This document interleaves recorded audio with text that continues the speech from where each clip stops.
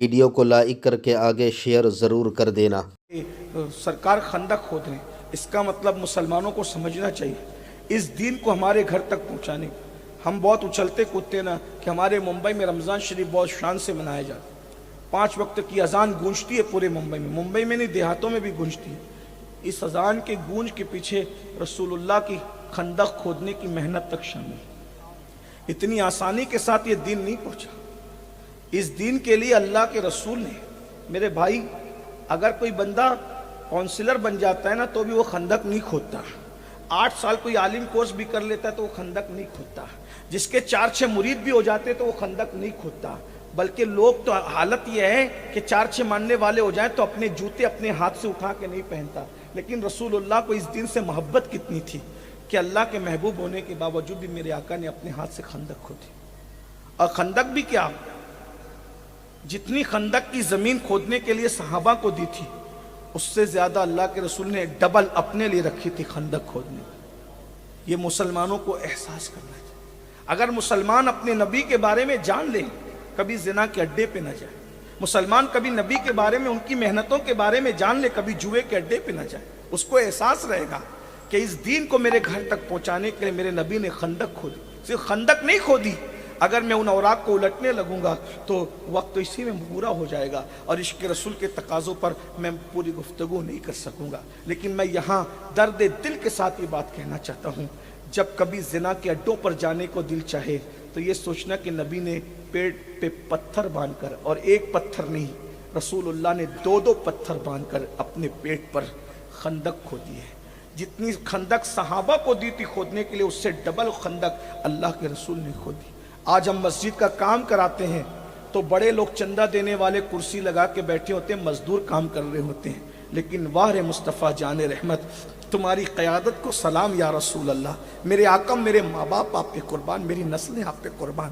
اگر آپ کرسی لگا کر بیٹھ جاتے تو بھی صحابہ کام کرتے، مگر میرے سرکار نے اللہ کے دین کے لیے اللہ اکبر خندق کھودی، وہ بھی پیٹ بھر کے نہیں۔ اللہ کے رسول کے پیٹ پہ 2 پتھر بندے، 2 پتھر۔ یہ پیٹ پہ پتھر کیوں بنتے تھے پتہ ہے؟ پیٹ پہ پتھر اس لیے بنتے تھے کہ مسلسل کئی دن تک جب کھانا نہیں ملتا تھا تو کمر جو ہے وہ لپ لپانے لگتی تھی، یعنی کمر اپنی جگہ پہ رہ نہیں سکتی تھی، تو کمر کو اپنی جگہ ٹکنے کے لیے اور ٹیکنے کے لیے لوگ ایک پتھر باندھ لیا کرتے تھے کہ کمر کو سہارا دے سکے۔ اور پھر 2 پتھر کب بنتے ہوں گے ذرا اندازہ لگائیں۔ اللہ کے سچے رسول صادق و مصدوق تمہارے اور میرے آقا خندق کھود رہے ہیں، ایک صحابی بھوک سے بیتاب ہو کر مصطفیٰ جان رحمت کی بارگاہ میں آتے ہیں، اور آنے کے بعد اللہ کے رسول کی بارگاہ میں زبان سے بھوک کی شکایت کرنے کی بجائے رسول اللہ کے سامنے اپنے پیٹ سے کرتا ہٹا کر اپنا پیٹ حضور کو دکھاتے ہیں، تو اللہ کے رسول دیکھتے ہیں کہ صحابی رسول کے پیٹ پر ایک پتھر بندھا ہوا ہے۔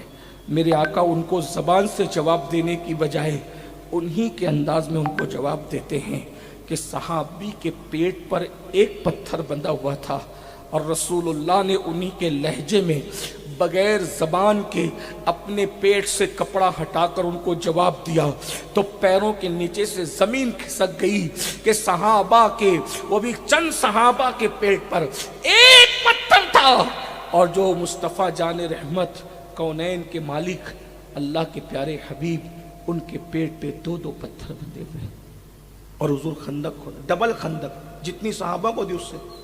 یہ منظر سیدنا جابر نے دیکھا، بے چین ہو گئے، اور بے چین ہوئے پھر حضور کو دعوت دے، وہ تفصیل میں اس کی طرف نہیں جاتا۔ المختصر یہ کہ جب دعوت دی ہے تو اللہ کے رسول صلی اللہ علیہ وآلہ وسلم نے پورے لشکر کو کہا کہ تم سب کی دعوت جابر کے گھر ہے۔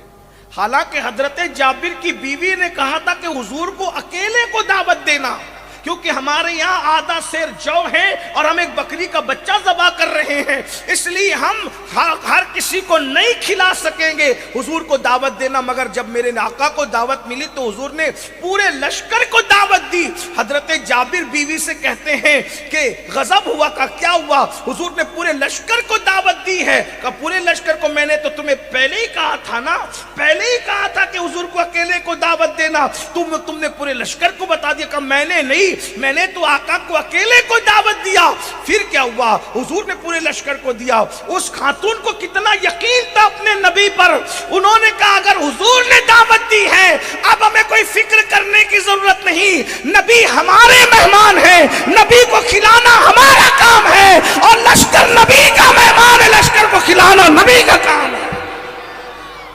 اندازہ فرمایا۔ اور اس کے بعد اللہ کے رسول نے بس اتنی شرط رکھی، جب میں گھر آؤں اس وقت تک کہ روٹی پکانا شروع مت کرنا، اور جب تک میں گھر نہ آ جاؤں اس وقت تک ہانڈی کا ڈھکن مت ہٹانا، نکالنا مت شروع کرنا۔ اللہ کے رسول گھر آئے اور اپنا لعاب نکالا اور روٹی میں ڈالا اور فرمایا پکاتے جاؤ اور کھلاتے جاؤ، اور اپنا لعاب نکالا اور ہانڈی میں ڈالا، نکالتے جاؤ اور کھلاتے جاؤ۔ لشکر کے لوگ آتے رہے، کھاتے رہے، حتیٰ کہ پورا لشکر کھا گیا، مدینہ منورہ کے لوگ کھا گئے۔ جابر کہتے ہیں ہانڈی میں اب اندازہ نہیں ہوتا جب پکایا تھا تب زیادہ ہے یا اب زیادہ نظر آ رہا ہے۔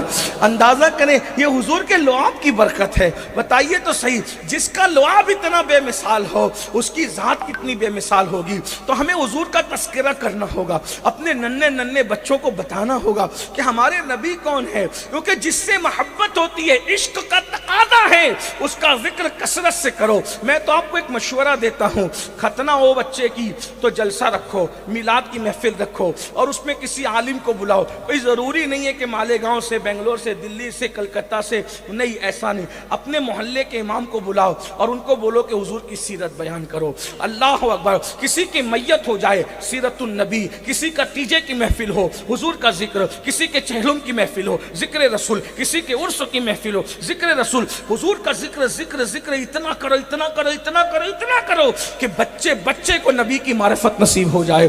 اللہ اکبر۔ ہم حضور کا ذکر، میں تو کہتا ہوں کھاتے حضور کا ہیں اور گاتے کس کا، یہ حال ہے۔ ہم سے بڑا نمک حرام کون ہوگا بھائی، مجھے بتائیں تو صحیح۔ جملے سخت لگے تو معاف کیجئے گا، کھاتے نبی کا ہے۔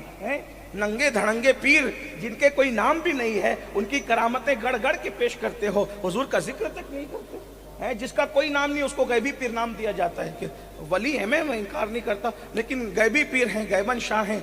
غیبن شاہ نام اسی وقت رکھا جاتا ہے جب نام ہسٹری کچھ پتہ نہیں ہوتی۔ تو جو غیبن شاہ ہیں اس کی بھی ہم کرامتیں گڑھ کر کے بیان کرتے ہیں، لیکن جس کے معجزات اتنے ثابت ہے کہ قرآن حدیث جس کے معجزات کے ترانے پڑھ رہے ہیں، ہم ان کا ذکر اپنی محفلوں میں نہیں کرتے۔ ذرا غور تو کیجئے نا۔ اور آپ کو بھی شرم آنی چاہیے، حضور کا کھاتے ہو، آپ بھی تو حضور کا کھاتے ہو۔ اب بتائیے ختنہ کے موقع پہ ڈی جے لگا کے ناچتے اور نچواتے ہو، بتاؤ یہی حضور کی دیوانگی کا حق ہے؟ یہی عشق مصطفیٰ کا حق ہے؟ صرف مسجد میں مسلمان بنو گے یا گھر پہ مسلمان بھی بنو گے؟ صرف مسجد میں میت میں مسلمان بنو گے یا شادیوں میں بھی مسلمان بنو گے؟ میرے بھائیوں، ہم صرف مسجد کے مسلمان نہیں ہیں، ہم مسجد میں بھی اللہ رسول کا ذکر کریں گے، ختنہ کے موقع پہ بھی اللہ رسول کا ذکر کریں گے، تیجے 10ویں 20ویں کے موقع پہ بھی اللہ رسول کا ذکر کریں گے۔ ارے نہیں کسی سے سیکھتے، کم سے کم اپنے امام احمد رضا سے سیکھ لو۔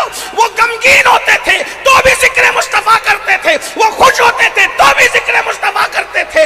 گھر میں بھائی کی میت ہوئی ہے، حضرت حسن بریلوی کتنے اپنے گویا کہ ان کی ریڑھ کی ہڈی تھے، مولانا حسن بریلوی کے انتقال پر امام احمد رضا جیسے قادر الکلام شاعر نے بھائی کا مرثیہ نہیں لکھا، ورنہ ہر شاعر کو اٹھا کر کے دیکھ لو، جس کے گھر میں میت ہوئی ہے ہر شاعر نے اپنے گھر کی میت کا مرثیہ لکھا ہے۔ تنہا امام احمد رضا ہے نہ جو باپ کا مرثیہ لکھتا ہے، نہ ماں کا مرثیہ لکھتا ہے، نہ بھائی جو کمر تھا اس کا مرثیہ لکھتا ہے۔ جب بھائی کا انتقال ہوا تو مرثیہ نہیں لکھا بلکہ اپنے محبوب کی نعت لکھا، کیونکہ جانتے تھے خوشی میں ان کا ذکر کروں گا خوشی بڑھ جائے گی، غم میں ان کا ذکر کروں گا غم ختم ہو جائے گا۔ خود کہتے ہیں ان کے نثار کوئی کیسے ہی رنج میں ہو، جب یاد آ گئے ہیں سب غم بھلا دیے ہیں۔ اللہ اکبر۔ اور نعت بھی لکھی تو کس شان کی لکھی، سبحان اللہ. کیا لکھے کہتے ہیں آنکھیں رو رو کے سجانے والے، جانے والے نہیں آنے والے. سبحان اللہ. ذرا اگر شعر سمجھتے ہیں تو توجہ فرمائیں. حضور کا ذکر ہو رہا ہے اور غموں میں کس شان سے ہو رہا ہے. کہتے ہیں آنکھیں رو رو کے سجانے والے، جانے والے نہیں آنے والے، وہی دھوم ان کی ہے ماشاء اللہ، مٹ گئے آپ مٹانے والے. حسن تیرا سا نہ دیکھا نہ سنا یا رسول اللہ، حسن تیرا سا نہ دیکھا نہ سنا. وہ کہتے ہیں اگلے زمانے والے، کہتے ہیں اگلے زمانے والے. جگمگا اٹھی میری گور کی خاک، جگمگا اٹھی میری گور کی خاک، تیرے قربان چمکنے والے. سنیوں ان سے مدد مانگے جاؤ، سنیوں ان سے مدد مانگے جاؤ. ارے پڑے بکتے رہے بکنے والے، پڑے بکتے رہے بکنے والے. آسیو تھام لو دامن ان کا، آسیو تھام لو دامن ان کا، وہ نہیں ہاتھ جھٹکنے والے. اور غم میں تھے نا تو خود سے کہتے ہیں کیوں رضا آج گلی سونی ہے، کیوں رضا آج گلی سونی ہے. اٹھ میرے دھوم مچانے والے. نعرہ تکبیر، نعرہ رسالت، سنی دعوت اندازہ اسلامی. فرمائیں یہ ہے کہ خوشی میں رہو تو ذکر مصطفیٰ کرو، غم میں رہو تو ذکر مصطفیٰ کرو. موڈ اکھڑا اکھڑا رہے تو ذکر مصطفیٰ کرو. اس کیوں بتاؤں؟ اکھڑا ہوا موڈ ہوگا وہ یاد آ جائیں گے تو اکھڑا ہوا موڈ بھی جم جائے. سبحان اللہ. وہ ہیں ہی ایسے، ان کا ذکر کوئی کر کے تو دیکھے. حضرت یونس مچھلی کے پیٹ میں کرتے ہیں تو مچھلی کے پیٹ سے ان کو نجات مل جاتی ہے. حضرت نوح کشتی میں کرتے ہیں، کشتی کو کنارہ مل جاتا ہے. حضرت خلیل آگ میں کرتے ہیں، آگ گلزار بن جاتی ہے. حضرت اسماعیل چھری کے نیچے کرتے ہیں، ان کو چھری سے نجات مل جاتی ہے. میرے بھائی ان کا ذکر تو کر کے دیکھو. اللہ اکبر. ان کا ذکر وحشتوں میں سکون ہے، ان کا ذکر غموں میں خوشی ہے، ان کا ذکر خوشیوں کو چار چاند لگانے والا ہے، ان کا ذکر قسمت کو بدلنے والا ہے. ان کا ذکر اللہ اکبر انسان کو بلکہ مردوں میں جان پیدا کرنے والا ہے. ان کا ذکر بے اولادوں کے لیے اولاد ملنے کا سبب ہے. ان کا ذکر بے روزگاروں کو روزی ملنے کا سبب ہے. کوئی ان کا ذکر تو کر کے دیکھے. یہ نام کوئی کام بگڑنے نہیں دیتا، بگڑے بھی بنا دیتا ہے. سب نام محمد آنکھوں کا تارا، نام محمد دل کا اجالا، نام محمد صلی اللہ کا صحرا سجا کر دولہا بنایا. نام محمد پڑتی درودے دورے کی ہوڑے راشا جو لے گا. نام محمد آنکھوں میں آ کے رنگت رچا کے دل میں سما جا. نام محمد پوچھے گا مولا لایا ہے کیا کیا، میں یہ کہوں گا نام محمد. حضور کا ذکر کثرت سے کر، یہ عشق کی نشانی. اور آپ دیکھیں سیدنا ابو ہریرہ حضور کے وصال کے بعد مدینہ منورہ کی سرحد پہ جا کے بیٹھ جائے. روز ان کا کام ہی تھا ابو ہریرہ. سبحان اللہ. کیا کام تھا ابو ہریرہ. حضور جب تک ظاہری حیات میں رہے حضور کے قدموں میں بیٹھتے تھے، اور حضور کا وصال ہو گیا حضرت ابو ہریرہ مدینہ منورہ کی سرحد پہ جا کے بیٹھتے تھے. جب قافلہ آتا تھا وہ پوچھتے تھے کس لیے آئے ہو؟ اور لوگ کہتے ہیں حضور کے مزار اقدس پہ حاضری کے لیے، زیارت کے لیے حضور کی بارگاہ.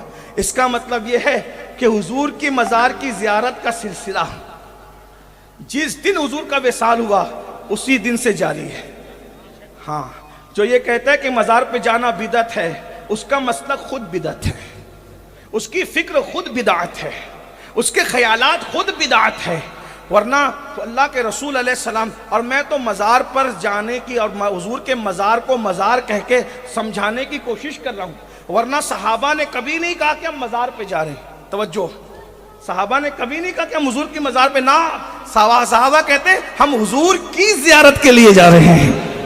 کیونکہ میرے آقا کے فرمان پر ان کو اتنا یقین اور بھروسہ تھا کہ صحابہ کے آقا نے ارشاد فرمایا جس نے بعد وصال میرے مزار پہ حاضری دی وہ ایسا ہی ہے جیسے جس نے ظاہری حیات میں مجھ سے ملاقات کی ہے.